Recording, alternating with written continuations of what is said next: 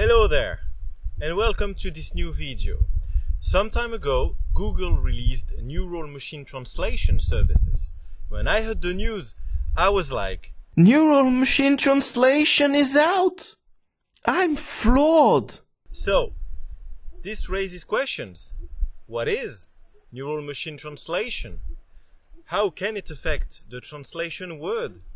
And just how powerful is it? And how powerful can it get? So, I invite you to talk about it for a moment. Shall we?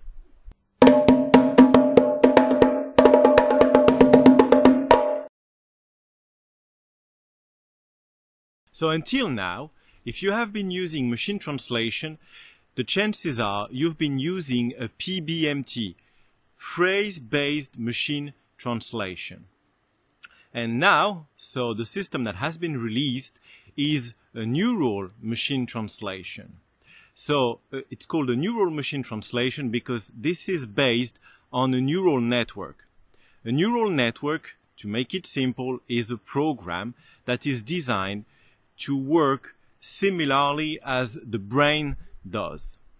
And so the difference is that if you're using a PBMT, system is going to plow through a lot of possibilities to come up with a solution to your translation problem.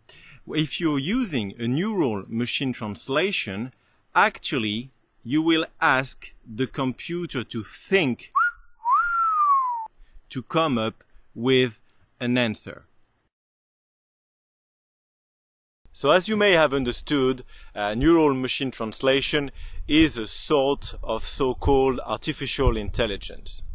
And it is really powerful tools.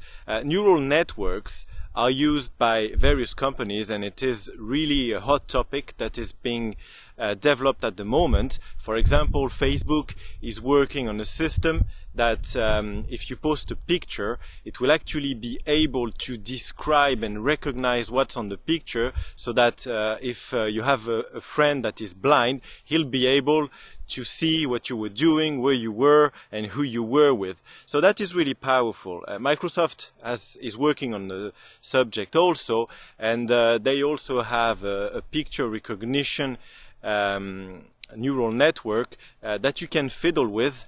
I'll put a link in the video description if you like.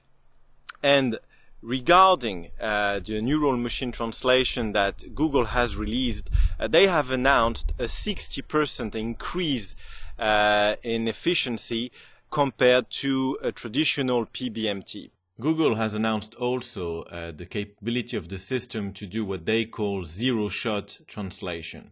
So what this refers to is that if you are training your neural network to be able to perform neural machine translation, say if you are training it to translate from Korean to Greek, and then you train it to translate from German to English, and then you train it to translate from Spanish to Korean.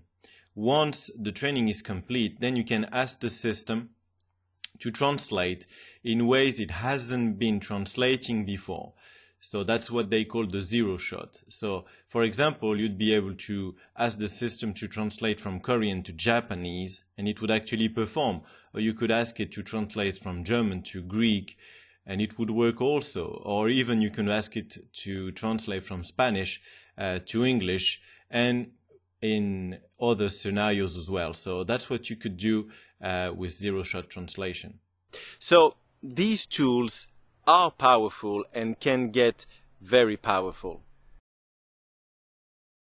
So we can expect things to grow and to improve, and maybe it can improve fast. The sector of neural networks is really a sector that is developing at the moment, and many are looking into it, and the hardware is progressing as well in that area. So improvements can be made. But at the moment, the effect it can have is translators can then have access to a better machine translation. So that's good, and that's a benefit that we can have straight away.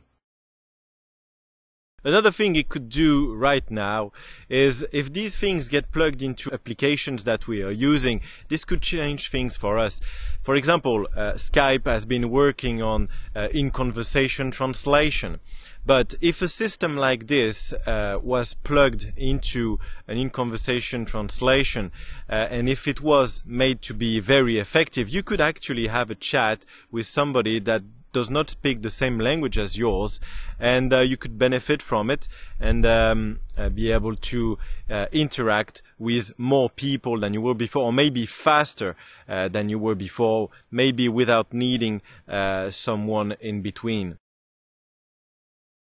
And another thing this system have is they work on training. So actually, the more time you spend training a neural network, the better it will get.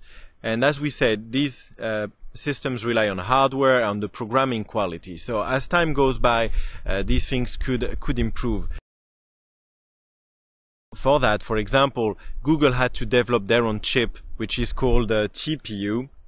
And many other companies like NVIDIA or Intel are in the race as well to develop better components to process the information for neural networks.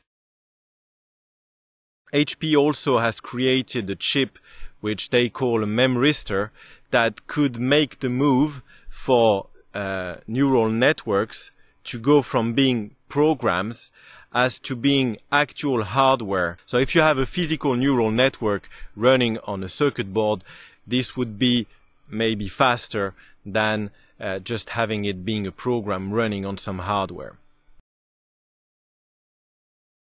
So let's talk now at some possible ways this could be used. We'll consider a few, and there probably may be more or less. Future will have to tell us. As we discussed that this can be used in a multilingual configuration.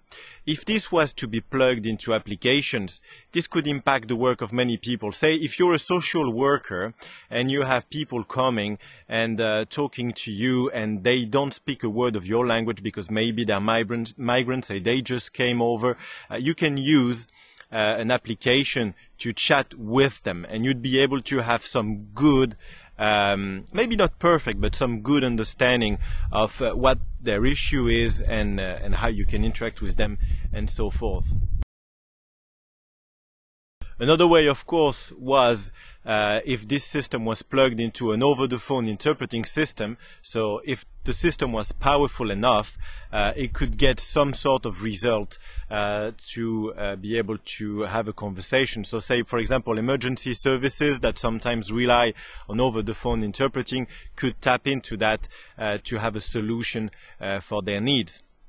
And of course, translating work could improve, as maybe it would become faster to get quality translation because of the suggestions that you would get from the machine translation, and the quality they would have would help translators. Another avenue is context-relevant translation. So that's what research is looking into at the moment. So say if you have a document that you want to translate and you're working on a particular segment, say for example here in blue, the system would actually be able to take into consideration the subject in the whole bulk of the text and be able then to translate the segment accordingly, bearing the subject in mind, and thus performing a more natural and more accurate translation. And maybe if they were to be very powerful, this could maybe impact the way things are done in translation. One thing is for sure, it will be very hard to replace the natural warmth of human language and human translation, and that is done by humans. So it's not tomorrow that machines are taking over, I'm guessing. Another use would be for organizations that have great multilingual needs, because as the system is multilingual, they could even have their in-house neural machine translation system. So they would need to hire some people to babysit the machines. They would need to buy the machines, but this could be feasible. There would be link in the description if you want to look at the machines these things run on. And the way this could be developed. Some code is out as well for people that want to build their own neural machine translation system. So the idea here is that if a company has multilingual needs, they'd be able to use one language, so for example here English, and by feeding it into the neural machine translation, they could get instant translation in the number of languages that they are targeting. So for example here 6, but that could be made to be more with that system. So that basically you would get what you see here on the screen, an octopus effect, and that would be very interesting. And of course the translation will have to be improved by humans for sure. Well, as you can see, the weather is changing and so is the landscape in translation. But one thing is for sure, neural machine translation is here and it is here to stay. So we'll have to learn to ride this wave. Well, I'm glad you joined me for this video. I thought that was an interesting topic. So I hope this will help you to have an understanding of things about it. If you enjoyed this video, please like. If you want to talk about it, well, leave a comment below. And if you like what I'm doing with this channel, please subscribe. And of course, I hope I'll be seeing you in the next one. Take care.